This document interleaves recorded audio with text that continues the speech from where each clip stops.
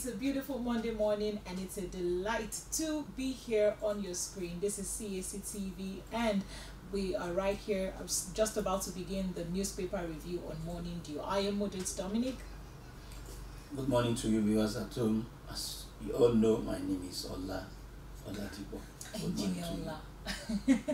All right, quickly we'll go on a quick break, and when we come back we'll take a look at the stories making headlines around the globe, and then we would also have our quote for the day. So please stay tuned, we'll be right back.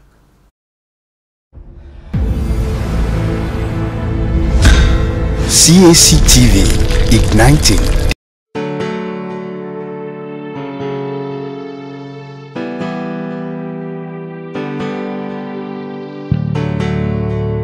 If I'm going to read the Madam, read, don't worry.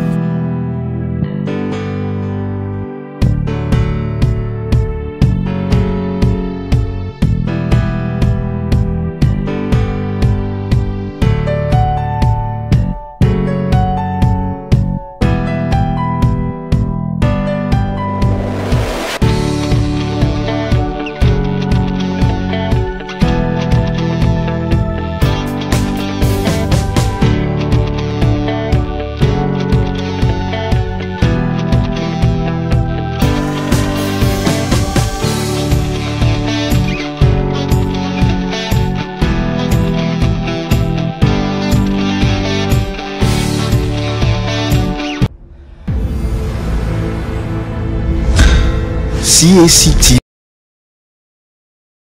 So first, let's take a look at the quote that we have for the day, and our quote for the day is taken from the book of Psalm 9 verse 9, and it says, "The Lord is a shelter for the oppressed, a refuge in time of trouble."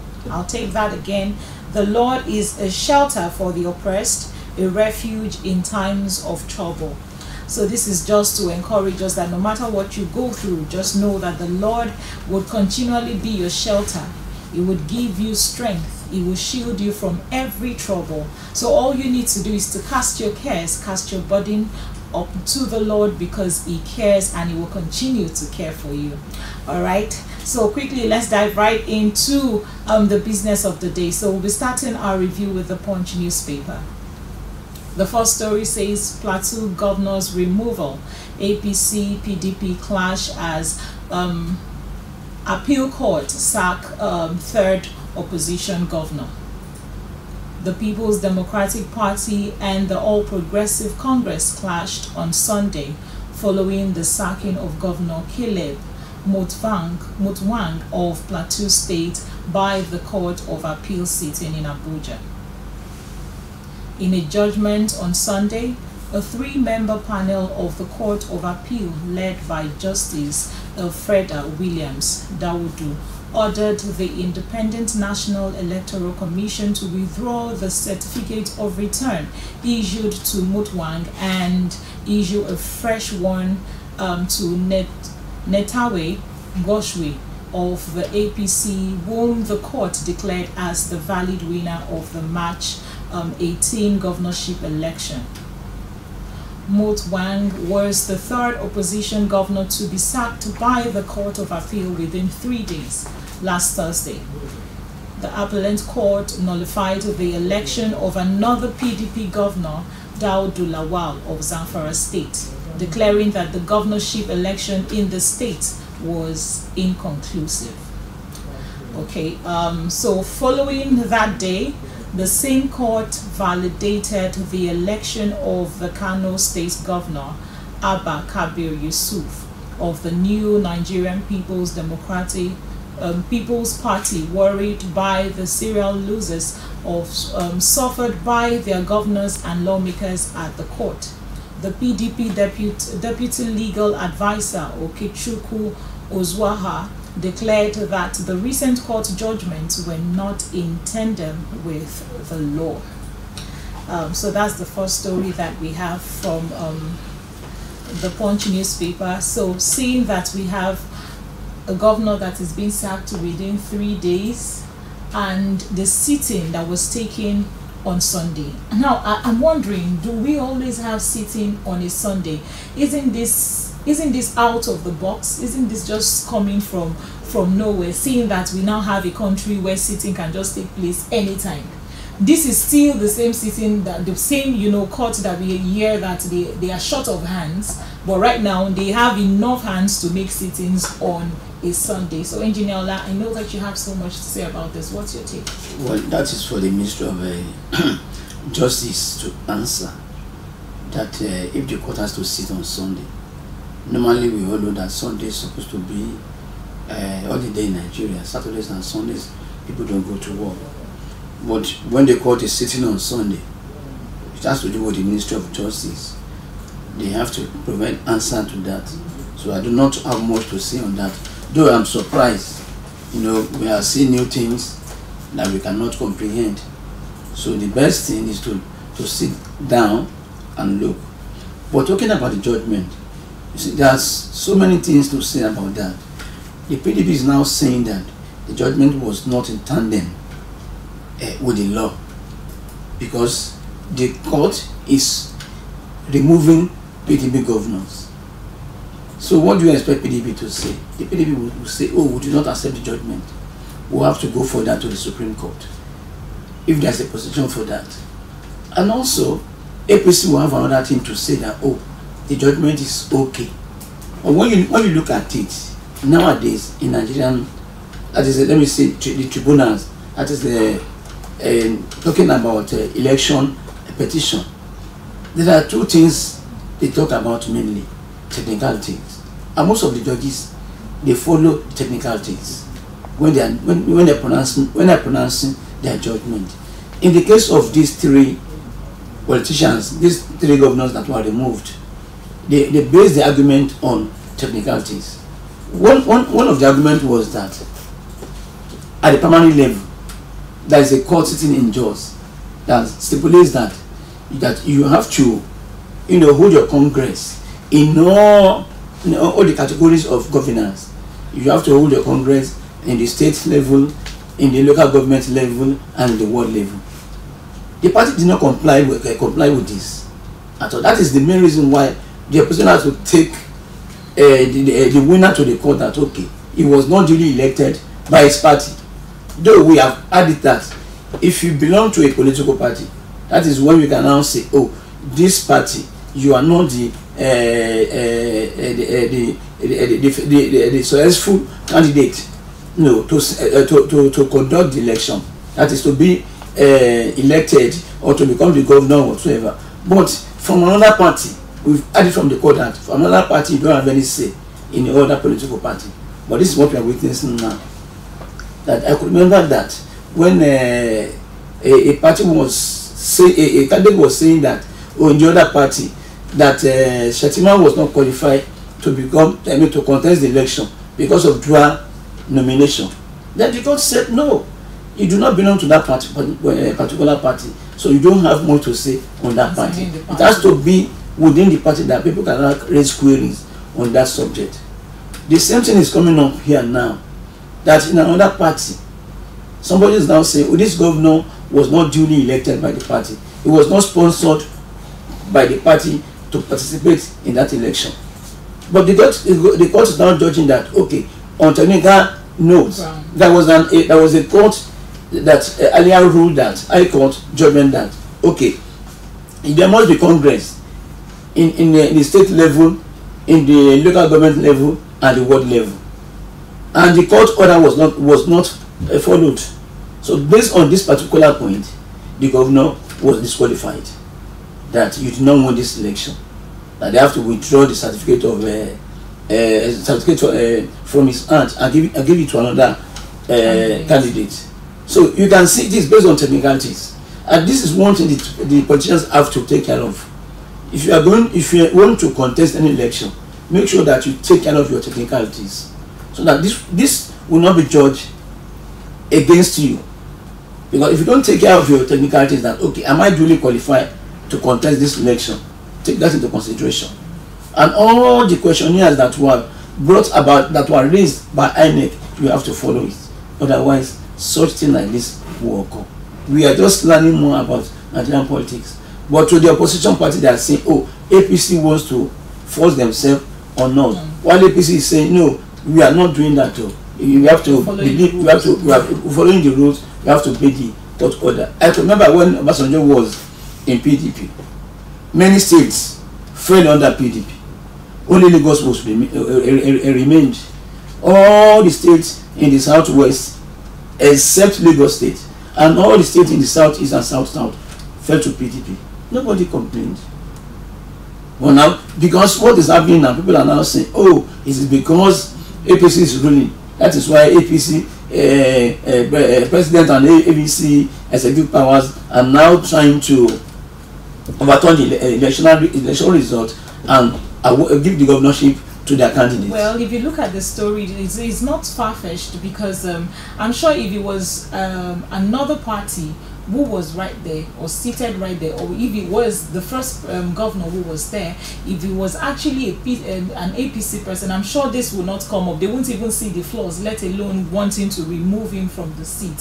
So in cases like this, how do we go about this as a nation? Is it actually a right thing to do at this time, considering what we are facing currently as Nigerians? Okay, let me take attention to USA. When Donald Trump was the American president, and then there was an election, and Trump did not win. He appealed the result and went to court. Most of the judges he appointed, when he was the president of America, sat and said, no, you did not win this election. So we cannot say judges belong to a political party. They are independent. We have seen so many cases that they have judged that the unexpected came up. We cannot say, oh, all the judges in Nigeria today belong to a political party, APC. We have also seen some states where APC lost, and they went to court again. They lost, and nothing has happened. But in this country today, if you lose an election, you will attribute your failure to your opponent. That is my opponent that went ahead and bribed the judiciary. That's why my opponent is winning. But where you won, you will not say anything like that. So I do not see. I cannot see authoritatively that, oh, this our court, what is happening now are taking side. I cannot say that because I don't have record of that. But what I can say is that in some states APC is losing, in some states APC is winning. Same thing with the PDP. All right. So let's take a look at the second story that we have still from the Punch newspaper. And this says service extension. FGO's 600 teachers 23-month arrears. No fewer than 600 teachers in the Federal Civil Service, precisely under the Federal Ministry of Education and the Federal Ministry of Defense, who benefited from the federal government service elongation package for teachers, are currently being owed 23-month salaries. Investigations by the Punch revealed on Sunday. The Punch also reported that the service elongation from teachers was introduced by the administration of former President Muhammadu Buhari.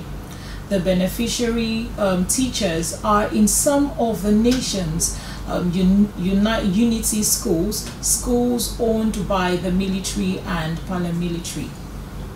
On January 20, 2021, the Federal Executive Council approved a bill that sought to increase the retirement age and the service years of teachers. The Minister of Education, Adamu, explained that the essence of the bill was to give legal backing to the approval of the new retirement age of 65 from 60 years for teachers, and extend their period of service from 35 to 40 years. So that's the second story that we have, and I'm wondering how true could this be, to have teachers being owed over 23 months and still counting, as the case may be. And this is actually from the past coming from the past presidents. So how did we get here? And these are people who are supposed to groom the leaders of tomorrow, as the case may be, as we used to say that the teachers are the one grooming leaders for tomorrow. And if the leaders are not being taken care of, or if the teachers who are grooming the leaders for tomorrow are not being taken care of, what then is the faith of the students? Because we can't keep complaining. I think I now see where the labor, where their agitation comes from, because if they are fighting for the masses and they are not getting results, is as a result of this. How can people be owed 23, for 23 months and still counting, and nothing has been done? So in an overview, what do you have to say regards this? I'm very grateful that you mentioned Nigerian Labour Congress.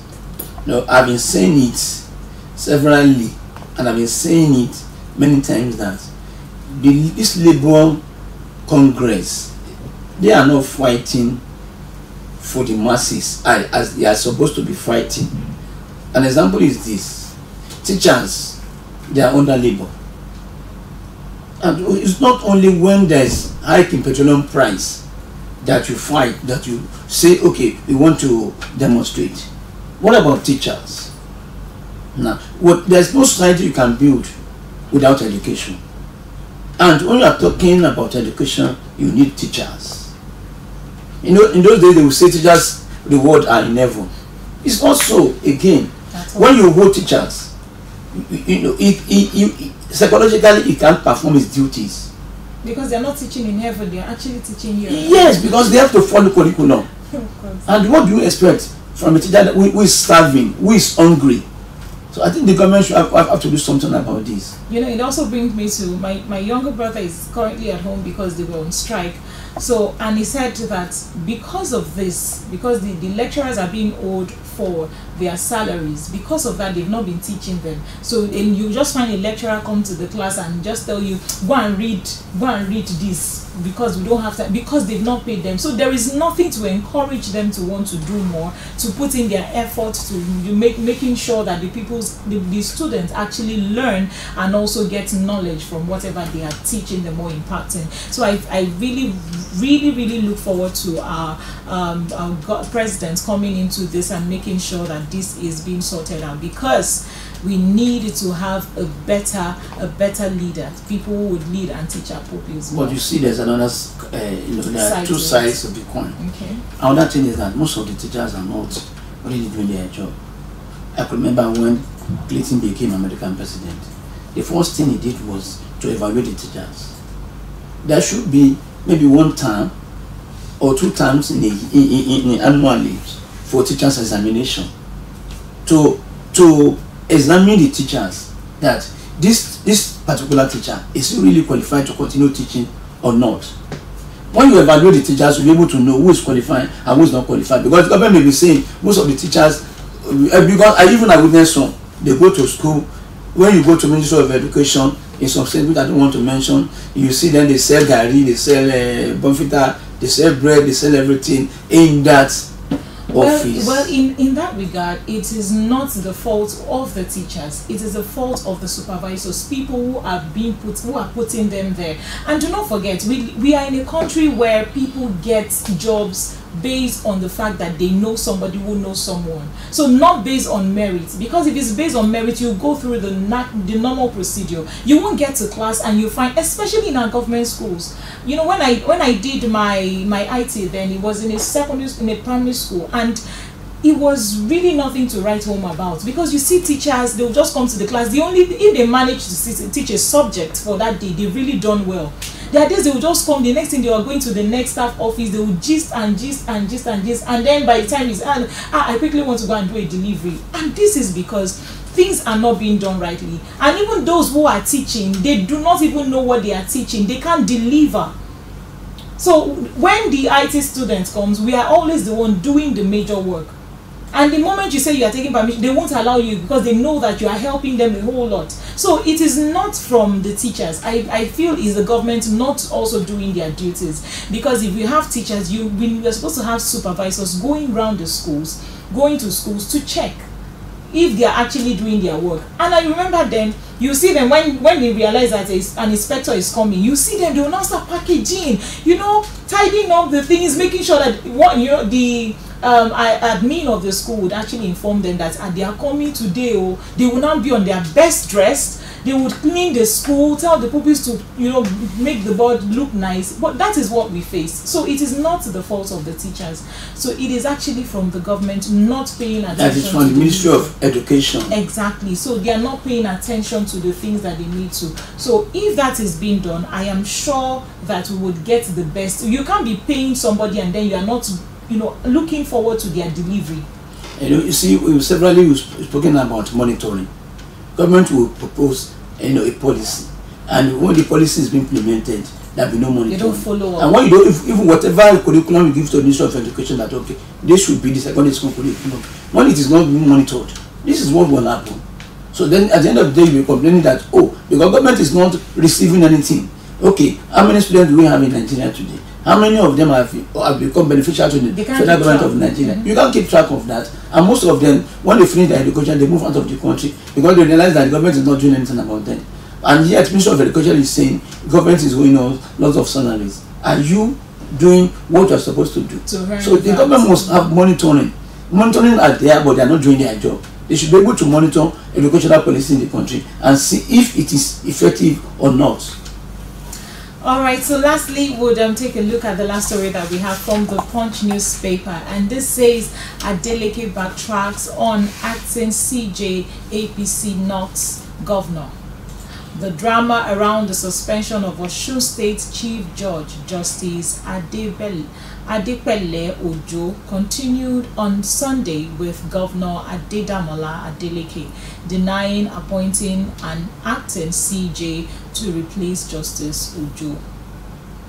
Ojo was last Thursday asked to step aside by the State House of Assembly to allow for an investigation into some petitions written against her.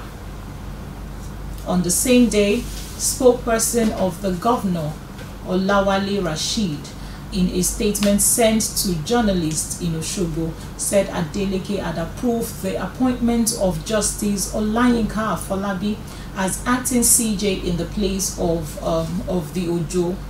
Rasheed said Governor Adedamola Adeleke was appointed Justice Olayinka David Afolabi as the acting Chief Judge of Osun State with immediate effect, following the approval of the resolution of the House of Assembly.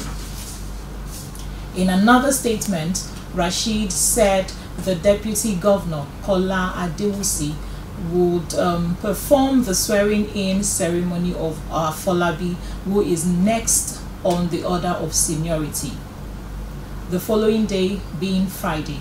But the swearing-in did not hold, with the government saying it wasn't following the necessary procedures. But in a fresh twist on Sunday, the State Commissioner of Information and Public Enlightenment, Kolapo Alimi, said Adeleke had not appointed anyone as acting Chief Judge. There is so much more to talk about this story, this Adeleke. We also talked about it last week, and seeing that this is coming up, and then somebody is still saying that he has not appointed somebody. So where is the rumor coming from? Who is bringing all of this? Well, we have to say that fear is foul. Foul is fear. The good and the bad are confused. There's an evil effect. So we don't know what is really going on now. Yes, it has been replaced.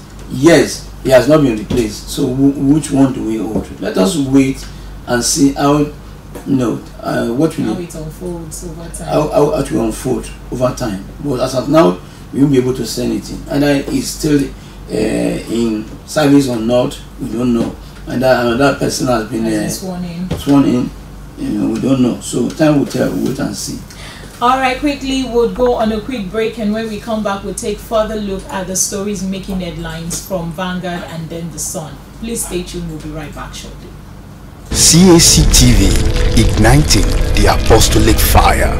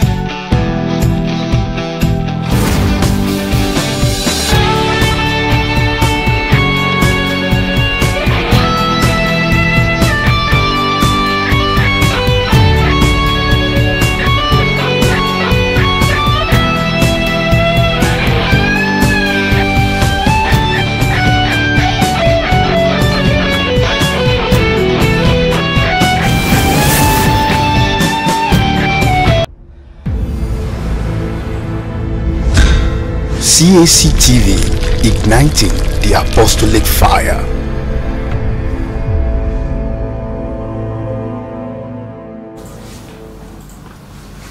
Welcome back. This is still Cactv, and we are right here taking the newspaper review on Morning Dew.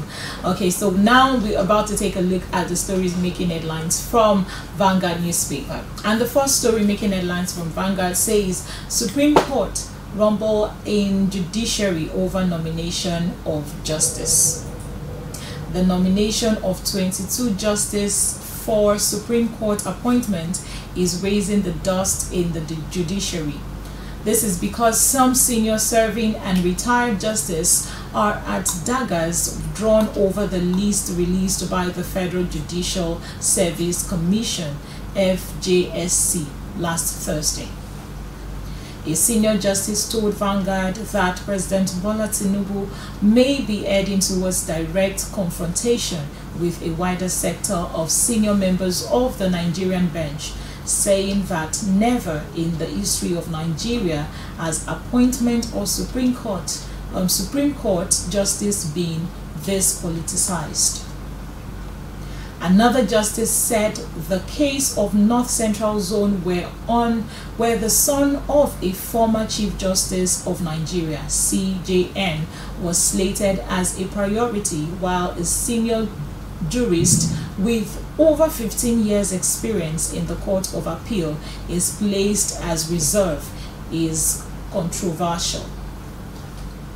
The justice added that the statement of the ongoing process is that the South-South slot where the person adjourned as the very best is curiously penciled as reserved. Sources said that during the processing phase, the justice placed a priority as priority was not shortlisted among the 4 that were sent to FJSC. Okay, so that's the first story that we have. There's so much to this story, seeing that Supreme Court are having back-to-back for nominations of justice. Engineer, no, you see what I can say is that if you become the king of a country or the king of a town, you have your order of preferences. We have seen before that even Nigerian police, in Nigerian army, Nigerian navy, if they want to make or want to give out an appointment, they may take somebody from number 10 to come up and become number 1. The least you expect. Yes, depends on what you have in mind and what you want to do. You cannot dictate that, oh, Mr. President, this is how you nominate people. You understand? There is no guide to it. There is no guide to it. There may be a reason. We have seen in a country where a colonel becomes the head of state. We have seen so many things, but you know, when people are saying, "Oh, I'm the next on the line. I'm now number 1," so if they want to appoint any officer, it has to be me. And when you don't have the prerequisites, when you don't have the qualifications or the qualities to become the next officer, or the qualities that the person needs to achieve his goal. Yes, because if I'm the president of the country, I may have my own decision, my preference of order, and I want somebody who can do this for me, and I realize that only number 10 can do that job. Obviously, I will go to number 10 and pick, and people will complain that, oh, I don't understand the way you are doing things, because you are expecting that it is now you. Okay, I wouldn't want to mention any name. Let's look at the story of an IG in this country. When IG was there, somebody was coming to see the IG, but that person will bypass the DIG. He will just walk in straight. He does not even recognize the DIG. And when the DIG eventually became the IG, he bounced on the person and gave it back to him. Everything he was doing, he gave it back to him, and people are complaining. So if the presidency believes that, or if the Judiciary Commission believes that number 7 will be the best candidate. Okay, in this country before, when Nigerian educational system was still young, then we believe in quota system. That there are some people from the backward state, and because their state is backward, we have to do this, we have to do that. At the end of the day, people who are selected from that backward state, and they spoiled the nation. They became directors, they used in offices, NEPA, of course, water corporation, of course, and things were not working. That is where we find. That is how we find ourselves where we are today, because we are saying that okay, we want to be using quota system. My right. It's my right. Somebody has to come from the north, so now we have to zone into the north, and the person you are bringing from the north is not qualified, or somebody has to come from the southwest, and that person that is coming from the southwest is not qualified for this position. So it has to be on merit. That okay, this guy maybe is on number 10 on the list, and he can perform better. He can perform excellently. Why don't we look for him? Why are we now saying because I am now number 10 on the? If you are number 10 on the list and you cannot do that job, because everything will now bounce back on the government that this government is bad. So because we have witnessed a lot of things from the judiciary, we have witnessed lots of judgment, some that were very, very highly controversial. So anybody who is sitting now at the corridor of power will now decide, oh, for me to achieve this, you have advisors, let us do it this way. You can't tell us everything. We don't know everything that is happening. We just believe that the best candidate for the job will be chosen. You know, I'm actually saying this from the angle where these people are coming from. That's because we are now in a government where people do things based on the fact that it is their right, not because they are qualified for it. Because this is what has been happening over time. You even see people people in power who are supposed to have retired, who are supposed to have left the seat, but because they want this position, I really need to get to this position, so they are still in service. Meanwhile, it would have been time for them to leave so that the younger ones can take charge. So it still boils down to the government that we have. So a lot of things need to be changed from the sector so that people don't have this mindset of entitlement, because that's what it is. They now have a mindset of being entitled. Oh, I'm entitled to this, not because it is the right thing to do, or not because it is the right thing to do at the time, but because it is a sense of entitlement. So I think the whole thing still boils down to our government looking into things like this, so that these things does not continue to repeat itself, so that people do not keep working to have a sense of entitlement. But you see, when people are involved in politics, if you are an office holder, you are the public office holder, you are not supposed to be in politics. You understand? Because if you do that, that will be partisan politics. You have to take side, and if put yourself in a position whereby you are the head of a department and you have to appoint somebody to be your deputy. You know, when you look around and you see that everybody is neutral, nobody is taking side of anybody, you can appoint anybody. You can close your eyes and appoint. But when you look around you and see that people are divided over political parties, there are some people belongs to party A, they will not be obedient to you. They will not be on your side. What will you do?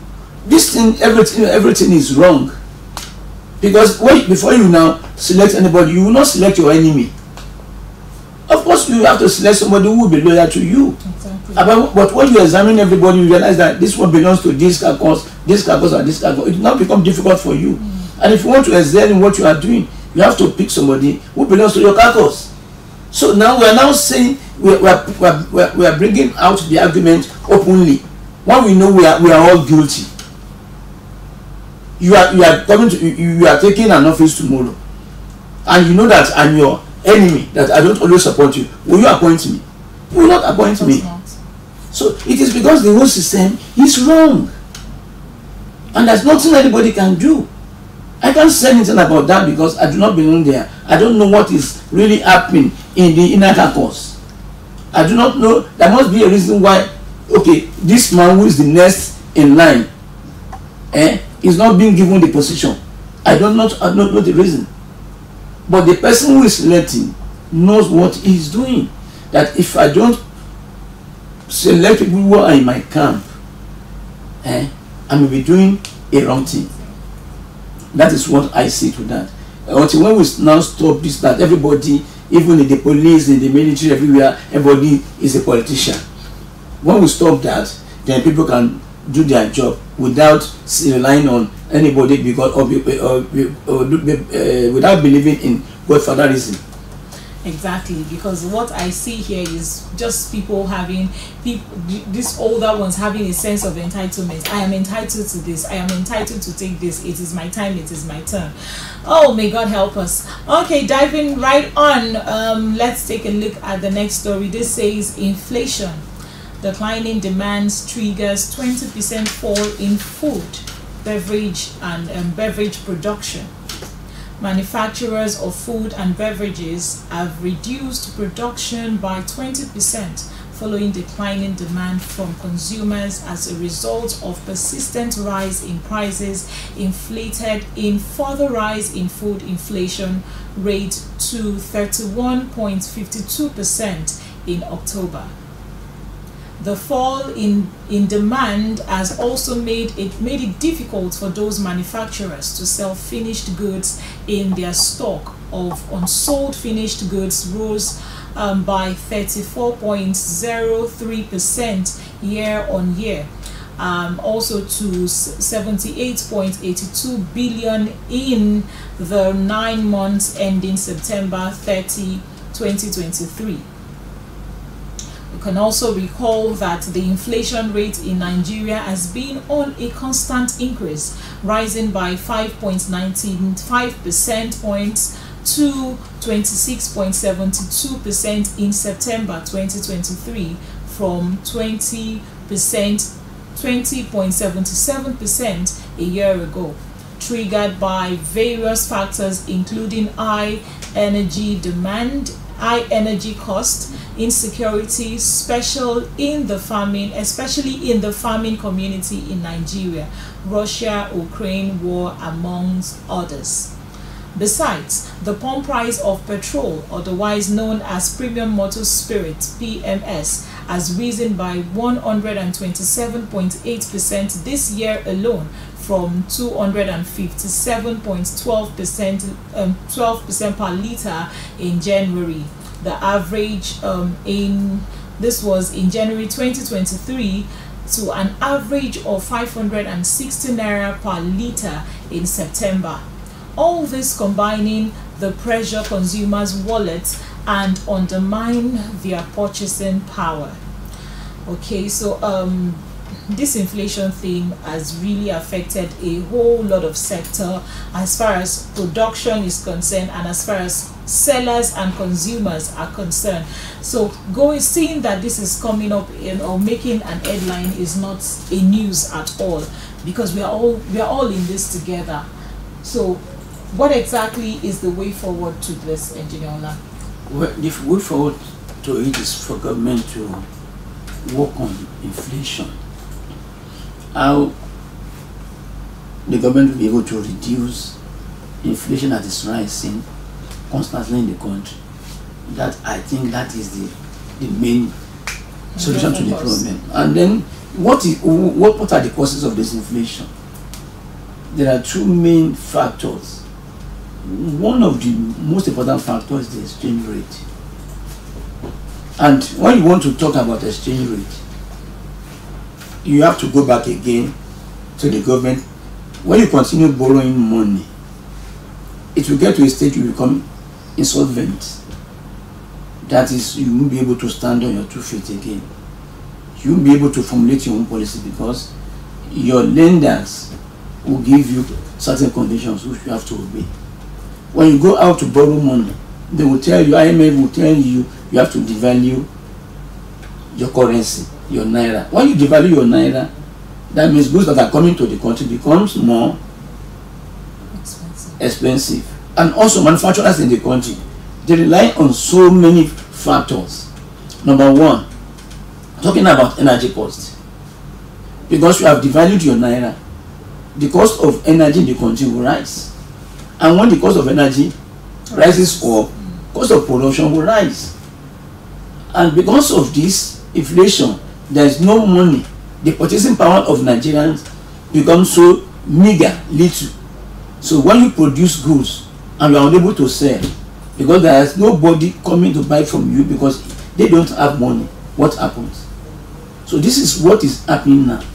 More will come if nothing is done by the government to stop or to solve this problem.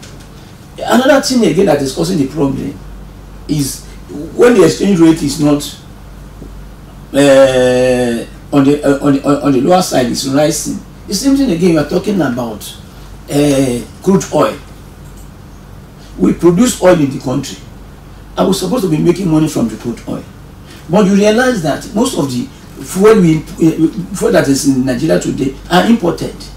Refined are imported. I don't understand. Maybe they export crude oil, take it out, refine it, or we are buying refined petroleum product. Well, then what is happening to our crude oil? So these are the two major factors, and this insecurity is affecting the farmers. Nigerian food basket is empty now. There is nothing in Nigerian food basket.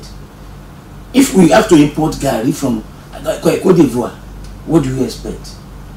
If you have to import palm oil from abroad, what do you expect? So there are lots of things that is going on now that without putting an end to all those things, there's nothing we can do on this inflation. Look at wheat that's coming from Russia and Ukraine. Because of this war between Russia and Ukraine, it's affecting Nigerian economy now. You can understand the price of bread in the market now. So with all these factors, except government put up a drastic measure, this inflation cannot come down, and it will affect manufacturers. As what we are reading now is really affecting the manufacturers. So that's my take on that. All right, thank you so much, Engineer Ola. So let's quickly take a look at the story from the Sun newspaper. Let's take a look at the stories making headlines from the Sun newspaper. And the first story that we have from the Sun newspaper says Sarab budget 34 Nigerians sue Tinubu for appointing APC loyalists as top INEC officials. Socio-Economic Rights and Accountability Project, SARAP, budget and 34 concerned Nigerians have filed a lawsuit against President Bola Tinubu over the appointment of at least 4 members of the All Progressive Congress APC, an alliance of high-ranking politicians, as new resident electoral commissioners, RECs, for the Independent National Electoral Commission, being INEC. The Senate has confirmed the appointment of 7 out of 10 newly appointed RECs for the INEC. The alleged APC members appointed as RECs include those from Akwa Ibom, Edo, Lagos, and Rivers states. The plaintiffs are also seeking an order of mandamus to compel President Tinubu and Senate President Mr. Godswill Okpabio to remove the alleged APC members as RECs for the INEC in line with Section 157 of the Nigerian Constitution in 1999. We also have that the plaintiffs are equally seeking an order of mandamus to direct and compel President Tinubu to appoint qualified Nigerians who are persons of unquestionable integrity and non-members of a political party or loyalists to the positions of REC for the INEC, in line with paragraph 14, third schedule, and section 156 of the Nigerian Constitution. So seeing that that's the first story and Nigerians are coming up to say what is going on, it's like APC is now taking over everything, you know, bringing us to the past, the other story that we speak about, having to have APC take over governorship in some states, and then here we are also seeing that APC is also taking having one of their top officials in the position of INEC. So what exactly is going on? Is this based on merit, or is based on the fact that it is what is right? Because now the masses are coming out to say, we do not want it to be APC or be PDP. Just bring somebody, a loyalist, a man of integrity from out of Nigerians, a mere man who has no name, who can give us what we want. Engineer Ola, so are you actually saying that this is actually a good way to go, or we should just allow the president to do his thing? Well, as a body has gone to court to address the issue, let's wait for the pronouncement of the court. Once the matter is in court, we do not have the right to say much on that matter. So on my own side, I will wait for the verdict of the court, what court will judge on the matter. Since the matter is in court, by law, we do not have any right to comment on that until the court gives final judgment. That's my stake on that. Okay, so I think we would actually go on a quick break, and when we come back, we'll take the last story before we call it a day. So please stay tuned with me. We'll be right back after this.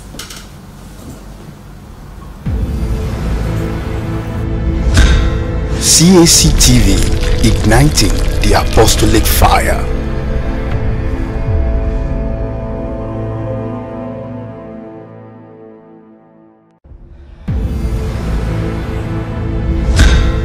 Cactv, igniting.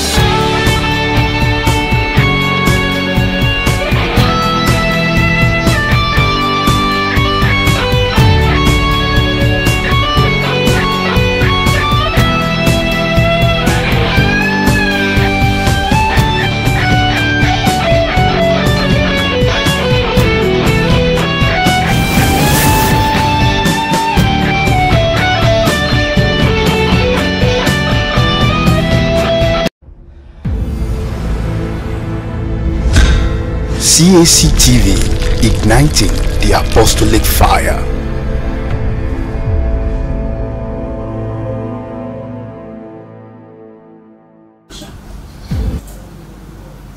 Yes, welcome back.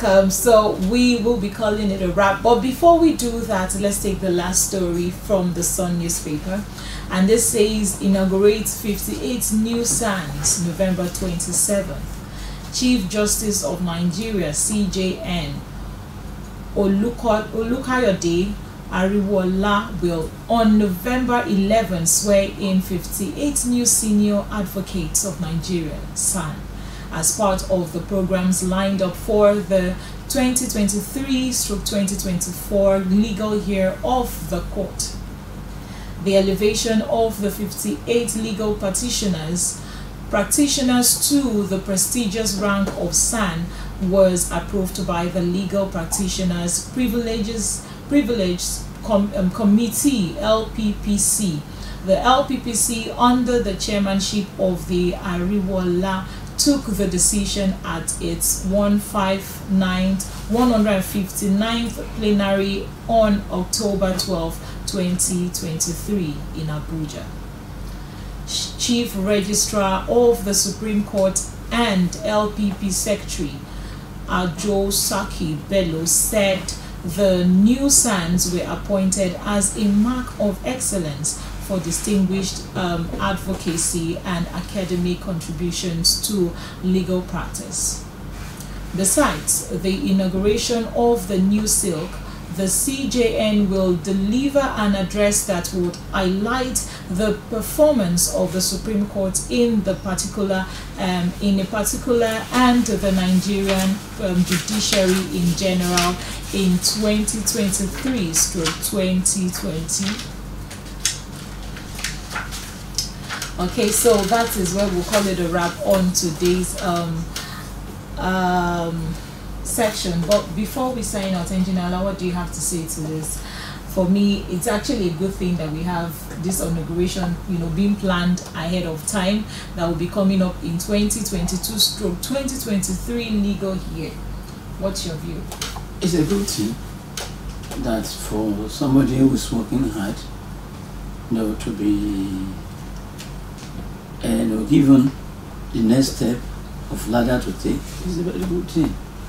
This to encourage other lawyers who are behind, who are not yet son, that they keep on working harder and they get there one day. It's a very good thing. I congratulate those who have been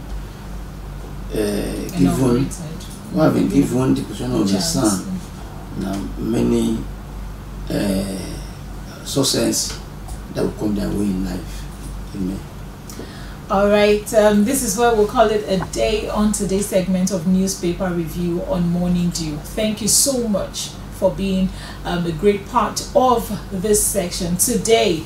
This is where we'll say thank you so much. This is still your favorite TV station, Cactv. Feel free to drop your comments, contributions and questions. We'll be so glad and delighted to hear and also to read from you. I remain yours truly, Modut Dominic, and my name is Olatipo. And together we say, be Nigeria, Bye Nigeria. Have a nice day. Bye.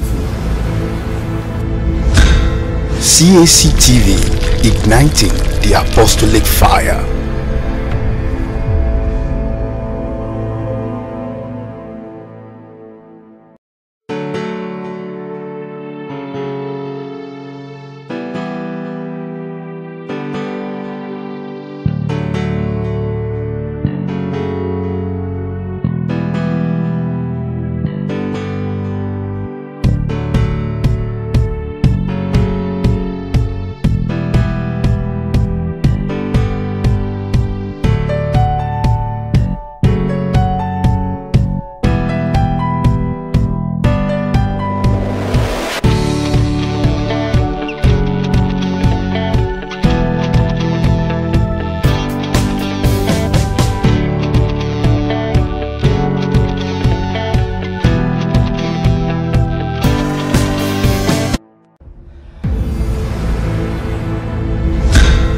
Cactv, igniting the apostolic fire.